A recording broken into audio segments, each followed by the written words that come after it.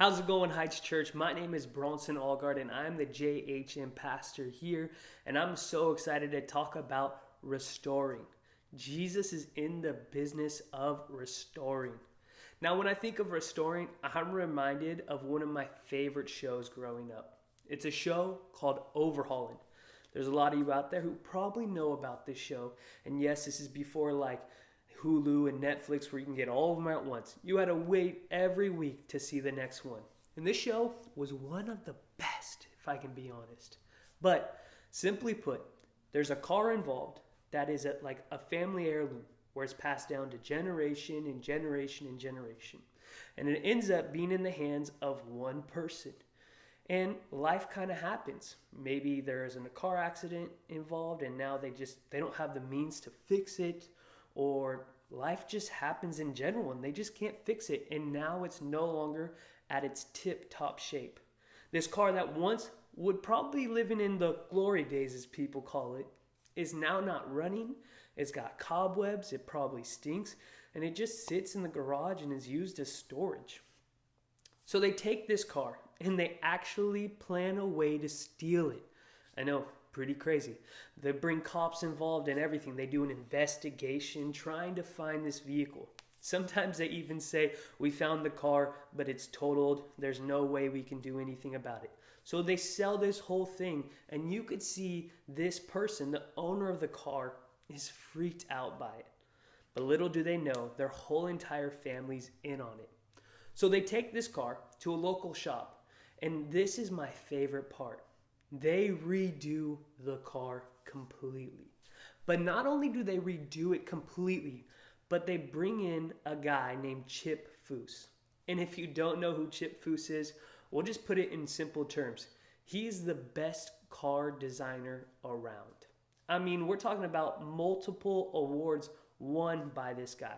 So many awards that you can't count it on both of your hands and toes at the same time type of awards. This guy is the real deal. If you want your car to be restored, this is the dude you want. He is the master. So they redo this car, not only to its original state, but even better. It is amazing. And eventually they show this car to the original owner, and they are just emotionally blown away at everything.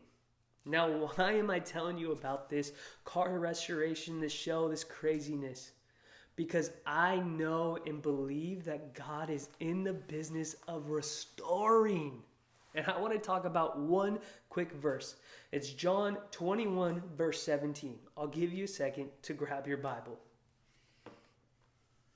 And it says this, John 21, 17. A third time he asked him, Simon, son of John, do you love me? Now, it's important to realize that when he says Simon, son of John, he's actually talking about Peter, because before Peter was a follower of Jesus, he went by the name of Simon. So it really is Simon Peter. But here's the thing. Where we find Peter in this moment is after Jesus' death and resurrection.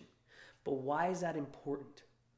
Well, after Jesus was killed, or during that process, Peter was asked if he knew who Jesus was, or if he was in relation with who Jesus is. And he denied Jesus, not once, not twice, but 3 times. So he had made a mistake. And Peter, because of this moment, felt separated from God. Felt like he wasn't worthy of the calling that Jesus put on his life as a follower of Jesus.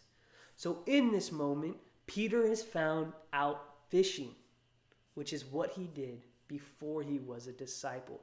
He was a fisherman. So why is this important? Why does this verse actually matter? Why does this conversation matter about restoration? Well, I believe in this conversation, this is Jesus restoring Peter back to the place where Jesus had him before. As a disciple, as someone who would preach the gospel all over the place. Peter discounted who he was and went back to fishing and no longer felt like he was capable of doing what God taught him to do. Let me tell you this today.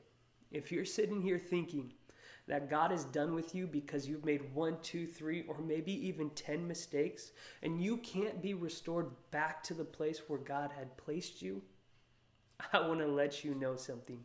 Jesus is in the business of restoration. To wrap up this whole conversation between Jesus and Peter, Jesus simply says at the end, "Follow me." Heights Church, I just want you guys to know that Jesus wants you to continue to follow him even if we mess up, because Jesus is in the business of restoring. It's been a pleasure to hang out with you guys today, and I hope the rest of your day is great.